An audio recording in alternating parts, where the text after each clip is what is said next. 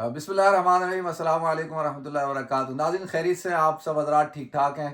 ماشاء اللہ آج بہت ہی خوشی کا دن ہے، میرے لیے تو بہت ہی مبارک دن ہے، اور کافی عرصے سے میں چاہ رہا تھا کہ جو عالم اسلام کی ایک عظیم شخصیت ہیں، اور اس وقت پورے عالم میں جو بزرگ شخصیات ہیں ان میں سے ایک شخصیت ہیں ماشاء اللہ، اور یو کے اور یورپ میں سمجھتا ہوں کہ ان سے زیادہ اس وقت ہمارے جو اکابرین ہیں، مجھے نہیں لگتا وہ میں ان سے سوال پوچھوں گا تو یہ بتائیں گے، تو اس وقت یورپ میں اور یو کے میں خاص طور پہ ان سے بڑی شخصیت اس وقت موجود نہیں ہے۔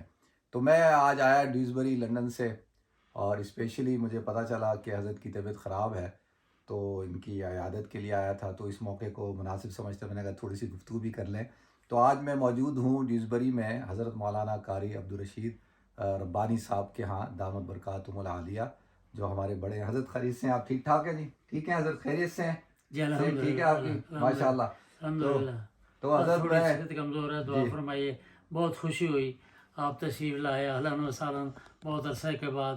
میں چینل میں کبھی آپ کو دیکھتا ہوں، بہت خوشی ہوتی ہے، اور آپ کا چینل جو ہے وہ صرف دنیاوی نہیں دینی خدمات بھی سر انجام دے رہا ہے، اس پر آپ کو مبارکباد پیش کرتا ہوں۔ بہت شکریہ حضرت، بہت شکریہ حضرت۔ مجھے آپ ماشاء اللہ آج آپ کے ہاتھوں سے لکھا ہوا میرے سامنے پورا آپ کی جو زندگی ہے اس پہ تھوڑی سی گفتگو کریں تو ماشاء اللہ آپ سب سے پہلے تو یہ بتائیں کہ آپ کی فراغت کس مدرسے سے ہے آپ کی؟ میں کراچی، دارالعلوم کراچی، اچھا ماشاء اللہ۔ 1957 میں، اور میرے استادوں میں مفتی اعظم مفتی محمد شفیع صاحب رحمۃ اللہ علیہ، اور مفتی رشید احمد لدھیانوی رحمۃ اللہ علیہ، ماشاء اللہ۔ اور مولانا سلیم اللہ خان صاحب، یہ حضرات میرے اساتذہ میں ہیں، اور میرے استاد حدیث حضرت مولانا یوسف بن نوری بھی ہیں۔ ماشاء اللہ۔ تو یہ مفتی تقی عثمانی صاحب وغیرہ آپ کے ساتھیوں میں سے ہیں؟ مفتی شیخ الاسلام مفتی تقی عثمانی صاحب دامت برکاتہم، اور ان کے بڑے بھائی مفتی اعظم مفتی محمد رفیع صاحب رحمۃ اللہ علیہ، یہ دونوں ہم اثر کہہ سکتے ہیں، ہم سبق نہیں تھے، ہم دورہ حدیث میں تھے، اور یہ کوئی تقریباً 2 سال پیچھے کی کتابیں پڑھ رہے تھے، اچھا لیکن دارالعلوم میں رہتے تھے اکٹھے ہی، اس وقت سے شناسائی ہے اور اب تک چل رہا تھا۔ ماشاء اللہ۔ تو حضرت یہ یو کے میں کیسے آنا ہوا آپ کا؟ کب آنا ہوا یو کے میں؟ مجھے تو کوئی نہ شوق تھا آنے کا نہ کچھ، میں تو وہاں دین کا کام کر رہا تھا، 2 مساجد مدارس تو وہاں چلا رہا تھا اپنے علاقے دینا ڈسٹرکٹ جہلم پاکستان میں، لیکن میرے علاقے کے کچھ لوگوں نے میری تقریریں جو ٹیپ شدہ تھیں وہ لے آئے اور یہاں آ کر اپنے لوگوں کو سنائے۔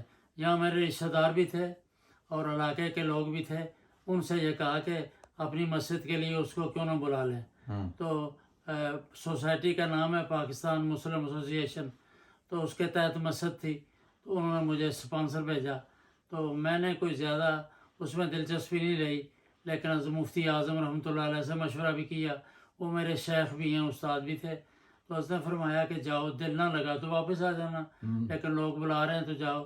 تو پھر میں نے ارادہ کر لیا، تو 1971 میں 1971 میں میں یہاں پر اس شہر میں آیا، اور الحمدللہ اسی سوسائٹی کے ساتھ، ابھی تو ریٹائر ہوں لیکن اسی کے ساتھ کام کر رہا ہوں، اور اسی مسجد میں کام کر رہا ہوں یہاں پر، الحمدللہ ابھی تک یہی ہوں۔ ماشاء اللہ۔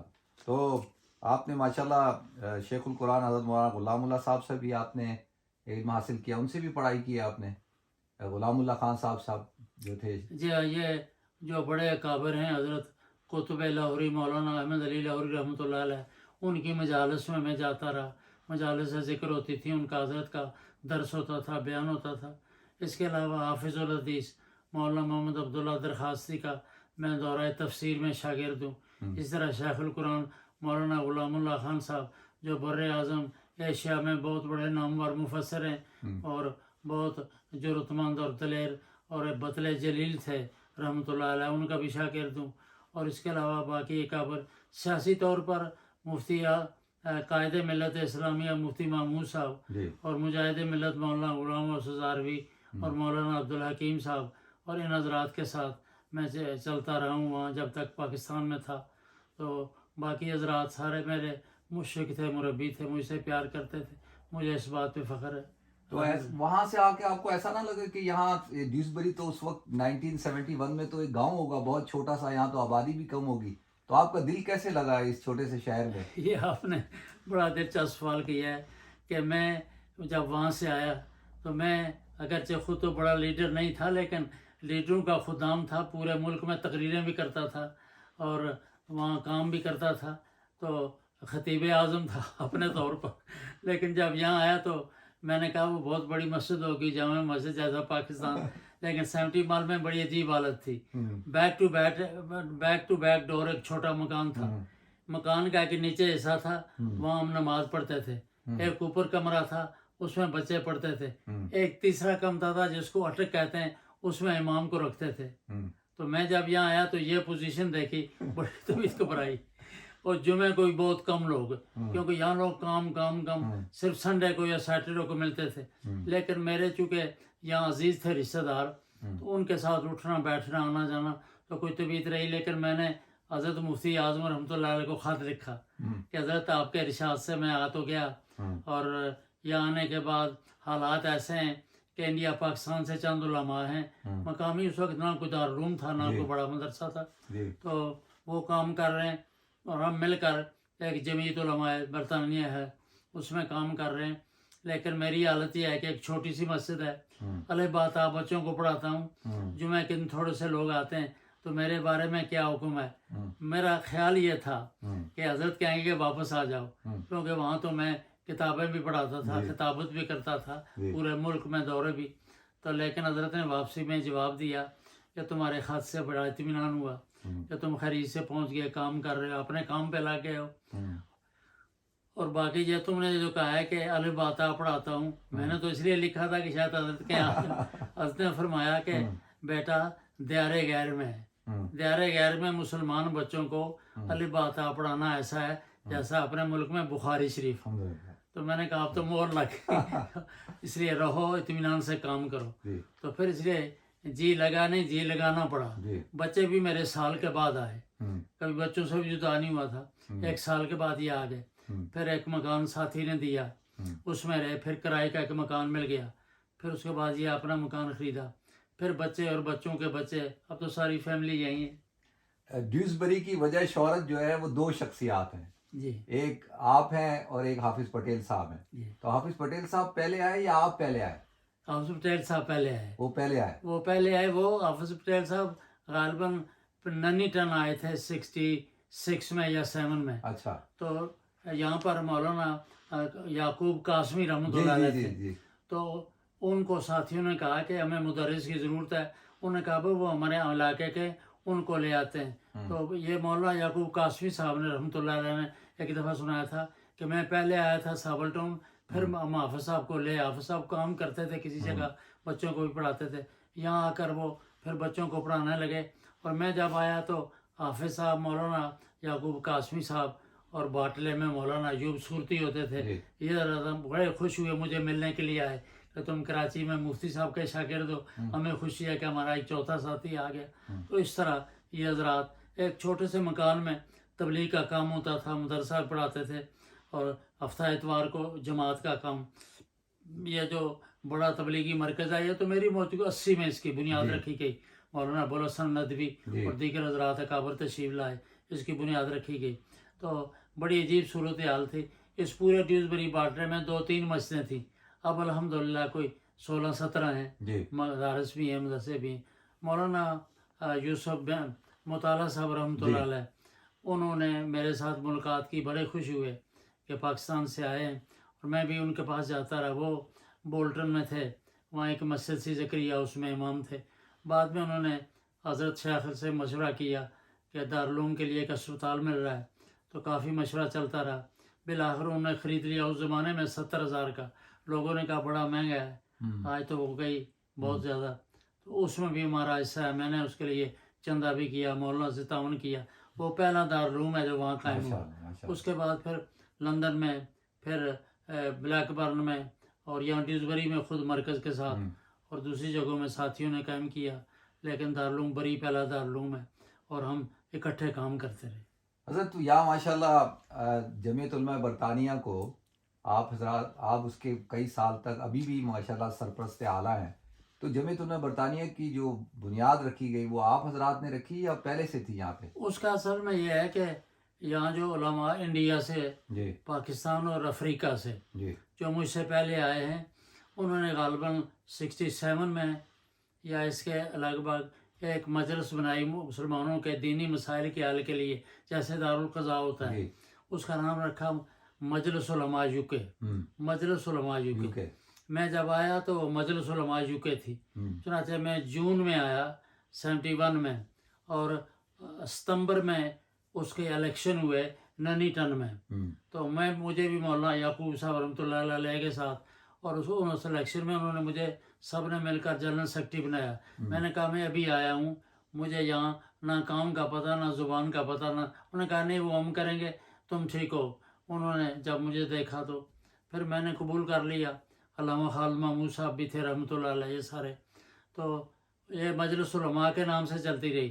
74 میں ہمارا ایک جنرل اجلاس تھا برمنگم میں، تو اس میں مولانا اسد مدنی رحمۃ اللہ علیہ تشریف لائے، وہ آتے جاتے تھے، تو حضرت نے بیان بھی فرمایا، اور حضرت نے ایک بات فرمائی کہ بھائی یہ علماء کی جو جماعت ہے، ہندوستان میں آیا تو جمعیت علماء ہند، پاکستان میں آیا تو جمعیت علماء اسلام، افریقہ میں آیا تو جمعیت علماء افریقہ، یہ مجلس علماء کیا ہے؟ آج کے بعد اس کا نام جمعیت رکھو۔ تو حضرت کے کہنے پر 74 میں جمعیت علماء برطانیہ ہو گئی۔ تو میں 71 سے لے کر 25 سال تک میں جنرل سیکرٹری رہا، کیونکہ ہر سال دوسرے سال الیکشن ہوتے تھے، تو علماء کہتے نہیں سیکرٹری شپ تم ہی رکھو، باقی صدر کسی کو بنا دیتے ہیں، نائب صدر، نائب سیکرٹری وغیرہ۔ بہت کام کرنا پڑتا ہے مفتی صاحب، اگر آدمی کے اندر جذبہ ہو، دلچسپی ہو، تو جماعتیں نہیں چلتی جب تک کہ ذاتی دلچسپی نہ ہو اور کوئی نصب العین نہ ہو۔ تو مجھے بڑی محنت کرنی پڑی، حتیٰ کہ میں نے مسجد والوں سے کہا کہ بھائی اگر آپ یہ سمجھتے ہیں کہ میں غیر حاضر رہتا ہوں مسجد سے، کیونکہ کبھی 2 دن 3 دن کئی پروگرام ہوئے، تو جنرل سیکرٹری کی بڑی ذمہ داری ہوتی ہے، تو بلکہ ملکوں کی سیر بھی ہوئی، یعنی جمعیت علماء برطانیہ کے جنرل سیکرٹری کی حیثیت سے دعوتیں ملتی تھیں عرب ممالک سے، یورپ سے، امریکہ، کینیڈا وغیرہ وغیرہ۔ تو میں نے ان سے مسجد والوں سے کہا کہ تم مجھے تنخواہ میری کاٹ لیا کرو یا نہ دیا کرو۔ انہوں نے کہا نہیں، ہم سمجھتے ہیں کہ آپ جو کام کر رہے ہیں وہ بھی دین کا کام ہے، اور ہمیں فخر ہے کہ ہماری مسجد کے خطیب اور امام جو ہیں وہ جنرل سیکرٹری ہیں، اس لیے آپ کو اجازت ہے آپ جائیں، کوئی بات نہیں۔ تو اس طرح کام کرنا پڑتا ہے۔ 25 سال کام کیے، جب کمزور ہو گیا تھوڑا کہ بھئی اب میں وہ سارا نہیں سنبھال سکتا، تو پھر الیکشن کرا کے نوجوان ساتھیوں کو آگے کیا کہ آپ لوگ کام کریں، اس لیے کہ مفتی صاحب دیانت کا تقاضا یہ ہے کہ جس کام کے لیے آدمی کو اہل بنایا گیا ہو وہ کام اگر کر سکے تو کرے، اگر نہیں کر سکتا تو پھر اس کا چمٹا نہ رہے۔ یہ تو بات حضرت جو ہے، یہ مجھے بتائیں کہ آج آپ کے پاس آیا ہوں میں، یہ UK کے اندر یہ کیسے ہم کوشش کریں کہ کئی مسائل ہیں مختلف مکاتب فکر کے، کہ ایسا ماحول ہو کہ یکجہتی ہو، فرقہ واریت نہ ہو، اور خاص طور پہ عید کے موقع پر ایسی کوئی صورتحال ہو کہ ایک عید ہو۔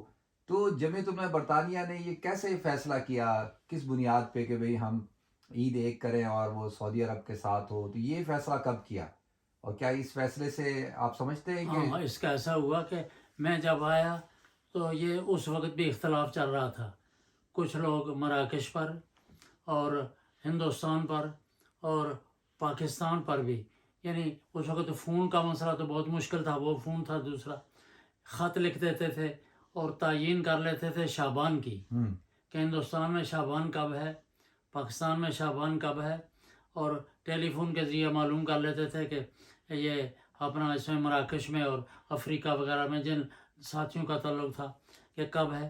شعبان کی تعیین کے بعد پھر رمضان کے موقع پر، چونکہ رمضان تو کل ہے یا نہیں ہے، وہ تو ایک دن ہے، شعبان کے لیے تو پورا مہینہ پڑا ہے، اس کو تو آپ تحقیق کر سکتے ہیں، لیکن پھر رمضان کی شام کو بیٹھتے تھے، ٹیلی فون بک کرا کر مراکش یا پاکستان، انڈیا اور افریقہ، ان 2-3 ملکوں کی میٹنگ ہوتی تھی کسی شہر میں، تو میں بات کرتا تھا، مولانا یعقوب قاسمی صاحب رحمۃ اللہ علیہ، حضرت علامہ خالد محمود صاحب، یہ حضرات بات کرتے تھے، تو ہمیں جب اکثر ملکوں سے، یعنی 2 سے 3 سے، مثلا سعودیہ والوں نے فیصلہ کیا کہ فیصلہ ہو گیا ہے، کیونکہ ہم سے وہ آگے ہیں، وہ فیصلہ کرتے تھے، اس کے بعد ہماری میٹنگ ہوتی تھی، ہماری میٹنگ ہوتی تھی عشاء کے بعد. تو سب جگہ اس طرح مراکش کا بھی ہمارا فاصلہ ہے. اور دوسرا تو البتہ دوسرے تو انڈیا پاکستان کا تو زیادہ وقت کا فاصلہ ہے. تو وہ جب بتا دیتے تو ہمیں کم از کم 2 یا 3 ملکوں سے جب یہ فیصلہ آ جاتا کہ چاند نہیں ہوا. کبھی برمنگھم میں میٹنگ ہوتی تھی, کبھی بریڈ میں, اور کبھی تو جو متعلقہ حضرات ہیں پہنچ جاتے ایک نمائندہ. اس کے بعد ہم فیصلہ کرتے تھے کہ اکثر ملکوں نے کہہ دیا ہے. اور پھر یہاں بھی ہم کہتے تھے ساتھیوں کو جن جگہوں میں موسم صاف ہو, سمر کا موقع ہو اور رمضان آئے اور موسم صاف ہو تو وہ چاند دیکھے. تو نفی یا اس بات میں یہاں بھی جو ہمیں اطلاع آتی اور باہر سے جو اطلاع آتی تو جس پر ہمیں اطمینان ہوتا اس پہ فیصلہ کرتے. اس کے بعد ایسا ہوا کہ یہ عیدیں 2 کے بجائے 3 ہونے لگی. کئی لوگوں نے مسلکی طور پر اختلاف کرنا شروع کر دیا, کئی لوگوں نے علاقائی طور پر کہ مثلا ہندوستان کی ہم اطلاع نہیں مانتے, کئی لوگوں نے کہا مراکش کی. تو یہ مختلف ہوتا رہا. اس کے بعد ایک ہماری ہم مسلک لوگوں کی, باقی لوگ اس میں نہیں تھے, علماء دیوبند تھے, ان کی ایک بہت بڑی میٹنگ ہوئی دارالعلوم بری میں. اور اس میں کافی ڈسکشن ہوئی, سارے حالات سامنے آئے. حالات ہمارے سامنے تھے کہ بھائی یہ بہت مشکل ہے. اس کی 2 وجہیں, ایک تو یہ کہ جو بچے اسکولوں میں جاتے ہیں ان کے لیے مشکل ہے, ان کو پتہ نہیں عید کب ہے. پھر ان کو تانا بھی ملتا ہے کہ ہمیں پتہ ہے کرسمس 25 کو ہے اور تمہاری عید کا پتہ نہیں چلتا. اور یہ بہت غلط ہے. آئندہ مستقبل میں بڑی خرابیاں پیدا ہوں گی. پھر کاروباری لوگ ہیں, پھر عید کے لیے ہال بک کرانا ہوتا ہے بہت, تو اس کے لیے کوئی ٹھوس فیصلہ کرو. تو پھر ٹھوس فیصلہ یہ ہوا کہ خط لکھو جو اپنے دارالفتاوائیں پاکستان میں اور ہندوستان میں دیوبند کو یا دوسرے ذات کو, تاکہ مختلف بڑے بزرگوں کو بھی ہم نے خطوط لکھے. ان سے کہا کہ ہم 2 باتیں آپ سے پوچھتے ہیں. ایک یہ کہ کیا سعودیہ کا فیصلہ وہ چاند پہ ہوتا ہے, شہادت پہ, یا آبزرویٹری پہ ہوتا ہے, یا چاند پہ ہوتا ہے. ایک تو یہ. دوسرا یہ کہ کیا اس فیصلے کو پر ہم یہاں عید اور رمضان کر سکتے ہیں کہ نہیں. یہ 2 سوال. تو سب کا یہ جواب آیا کہ ہماری تحقیق کے مطابق سعودیہ میں شہادت پہ فیصلہ ہوتا ہے, وہ فلکیات پہ نہیں ہوتا, شہادت پہ ہوتا ہے. اور دوسری بات یہ ہے کہ تم جو ہے وہ تمہاری مجبوری ہے کہ لوکل چاند نہیں نظر آتا اور مختلف ملکوں سے لکھو تو اختلافات پیدا ہوتے ہیں, تو تم اطمینان سے سعودیہ پہ فیصلہ کر لیتے ہو. بعضوں نے یہ کہا کہ کسی اور ملک سے بھی اگر اطلاع آ جائے قابل اطمینان ہو تو کر لو, لیکن ترجیح سعودیہ کو ہے. اور بعضوں نے کہا کہ جب سعودیہ پہ اتفاق بھی ہے سب کو اور اس پہ لوگوں سے اختلاف بڑھ جائے گا تو تم اس پہ کر لو. اس کے بعد ہم نے فیصلہ لکھا. وہ مجھے کہیں پیپروں میں وہ فیصلہ لکھا ہوا موجود ہے, میرے پاس نہیں ہے, وہ میں آپ کو دکھاتا. تو یہ فیصلہ تقریباً 85 یا 87 یا 86 میں زبانی یاد نہیں ہے ابھی, اس میں ہوا تھا. اب ہم تو اس پر چل رہے ہیں, جمعیت البرطانیہ اس پر. لوکل چاند نظر آئے تو پھر سعودیہ کو چھوڑ دیتے ہیں, اس پہ شہادت ہو جائے. نہ نظر آئے تو پھر میٹنگ بیٹھتی ہے وہاں سے قابل اعتماد لوگوں سے, اور جو فیصلہ ان سے خبر لیتے ہیں کہ کیا پوزیشن ہے, اور وہ شہادت شہادت کے طور پر ہمیں اطلاع دیتے ہیں, تو اس پر ہم فیصلہ کرتے ہیں. باقی کچھ لوگ جو اختلافات کر رہے ہیں تو ان کے لیے بھی پریشانیاں ہیں, مجبور ہیں وہ, لیکن وہ بھی ہمارے بھائی, ہم کچھ نہیں کہہ سکتے, اپنی اپنی پسند ہے. جی. تو ماشاءاللہ آج بڑا خوشی کا دن ہے اور حضرت کے پاس میں تشریف لایا اور حضرت کی گفتگو آپ حضرات نے بھی سنی انشاءاللہ. تو پھر موقع ملا تو پھر گفتگو کریں گے حضرت سے انشاءاللہ, ان کی موجودگی سے فائدہ اٹھائیں گے. تو بہت بہت شکریہ حضرت, آپ کے ٹائم کا, آپ کے وقت کا, بہت شکریہ. جزاکم اللہ. السلام علیکم ورحمۃ اللہ. بڑی مہربانی سے آپ تشریف لائے, مجھے بہت خوشی ہوئی.